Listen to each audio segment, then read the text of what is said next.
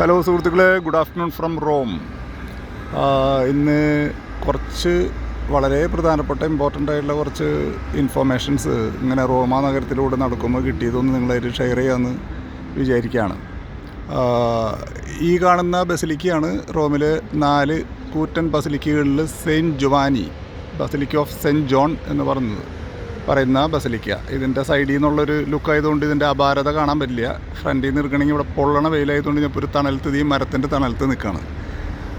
അപ്പോൾ ഇമ്പോർട്ടൻ്റ് ആയിട്ടുള്ള കാര്യം എന്ന് പറയുന്നത് ബസിലിക്കയല്ല, ബസിലിക്ക ഇമ്പോർട്ടൻ്റ് തന്നെ. അതിനോട് ചേർന്നാണ് തൊട്ടിപ്പുറത്ത് പേപ്പൽ പ്രൈവറ്റ് ചാപ്പൽ എന്ന് പറഞ്ഞാൽ പോപ്പിൻ്റെ പ്രൈവറ്റ് ചാപ്പൽ സ്ഥിതി ചെയ്യുന്ന ഒരു കൊട്ടാരത്തിൻ്റെ ഒരു ഭാഗമാണ്. ഇതിൻ്റെ പിന്നിലൊക്കെ ഇടിഞ്ഞുഞ്ഞ് വീഴാറെ കുറേ കൊട്ടാരത്തിൻ്റെ മതിലുകളൊക്കെയാണ്. ഇതിൻ്റെ പ്രത്യേകത ഇതിനെ പറയണത് സാങ്ക്ത സാങ്ക്തോറും, കപ്പേള പാപ്പാല് സാങ്ക്ത സാങ്ക്തോറും. അപ്പുറത്ത് ഇറ്റാലിയനിൽ സ്കാല സാന്താന്ന് ഇതിൻ്റെ എന്ന് വെച്ചാൽ ഹോളി സ്റ്റെപ്സ് എന്നാണ് അർത്ഥം. ഇത് ഇത്ര നേരം തുറന്നിട്ടൊക്കെ ആയിരുന്നു. ഞാൻ ഇത്തിരി ഭക്ഷണം കഴിക്കാൻ അങ്ങോട്ട് പോയി വന്നപ്പോഴേക്ക് അടച്ചു. ഇനി 1 മണിക്കൂർ കഴിഞ്ഞിട്ട് തുറക്കുള്ളൂ.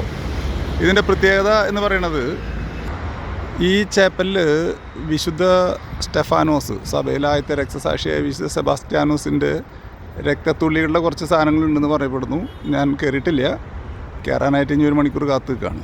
അതുകൂടാതെ വിശുദ്ധ ലോറൻസ്, അദ്ദേഹത്തിൻ്റെ കുറച്ച് ബന്ധപ്പെട്ട കാര്യങ്ങൾ ഇവിടെ ഉണ്ട്.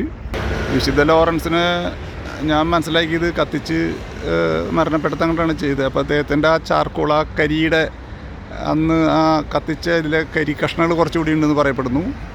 പിന്നെ അതിലും പ്രധാനപ്പെട്ട ഒരു കാര്യം എന്ന് പറയുന്നത്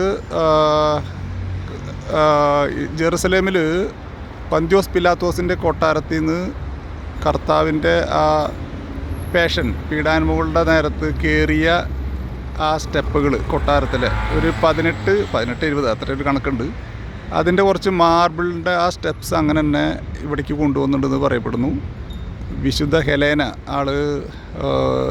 രാജ്ഞിയായിരുന്നു, അദ്ദേഹത്തിൻ്റെ കാലത്താണ് അത് എന്ന് പറയപ്പെടുന്നു. അപ്പോൾ അങ്ങനെ 3 പ്രധാനപ്പെട്ട സാധനങ്ങൾ ഇതിലുള്ളതായിട്ട് എനിക്ക് ഭയങ്കര ഇൻഫോർമേറ്റീവായിട്ട് തോന്നി.